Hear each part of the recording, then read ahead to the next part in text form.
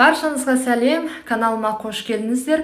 Бүгін сіздермен бірге балық қосылған қызылшадан рулет дайындаймыз. Ол үшін бізге 250 грамм шикі қызылша қажет болады. Қызылшаны қазір ұсақтап тұраймын. Ыңғайлы болу үшін, себебі қазір измельчительге салып, тағы да ұсақтаймын. Егер сіздерде измельчитель болмаса, терканың ұсақ жерінен өткізсеңіздер болады. Барлық туралған қызылшаны салып, тағы да ұсақтаймын. Ұсақталған қызылшаны қазір ыдысқа саламын. Осы ыдыстың үстіне бір кішкентай қасық қант, бір үлкен қасық сұйық май салып, жұмыртқаның ағы мен сарысын бөлемін. Жұмыртқаның ағын басқа ыдысқа саламын да, сарысын осы қызылшаға саламын. Ағын шетке алып қоямын, ал қызылшаны аздап қасықпен араластырып, содан кейін блендермен ұсақтап еземін. Блендер болмаса, онда езбей қойсаңыздар да болады. Барлығын езіп болдым.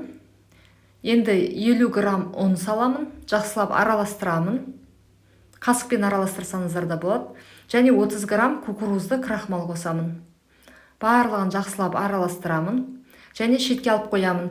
Содан кейін жұмыртқаның ағуысына бір кішкентай қасық тұз салып, жақсылап миксерлеймін. 2-3 минут миксерлейсіздер, содан кейін жұмыртқа ағарып өзінің массасын ұстау керек. Енді осы жұмыртқаның ағын жаңа қызылшаға салып, шет-шетінен саласыздар, араластырамыз. Бірден салмаңыздар. 3-4 рет шет-шетінен салып, араластырыңыздар. Жақсылап араластырамын. Мені барлық жұмыртқан ағын салдым. Осындай сұйық масса болып шығады қызылшадан. Енді пергамент төселген формаға осы барлық қызылшадан жасалынған массаны құямын. Барлығын құйып болғаннан кейін осылай дүзулеп шығасыздар. Дүзулегеннен кейін форманы кішкене осы жерге столдың үстіне ұрып жіберіңіздер. 3-4 рет. Сол кезде ол дүп-түзу болады. Және 180 градуста 12-15 минут пісіріп алдым.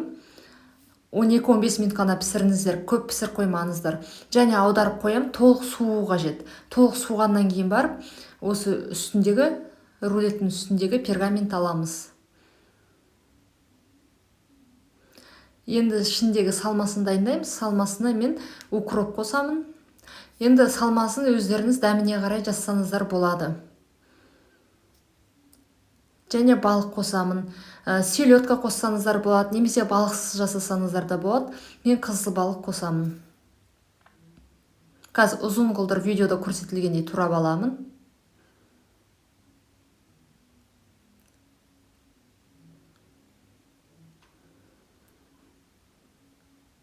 Балықты турап қойдым. Енді осы коржықтың үстіне қызылшадан жасалынған творожной сыр саламын.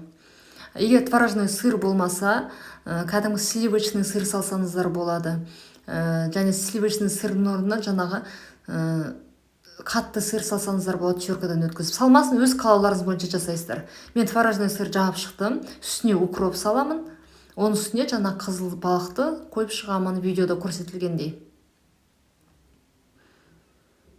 Балықпен дәмдірек болады. Не селедка қойсаңыздар да болады ортасына.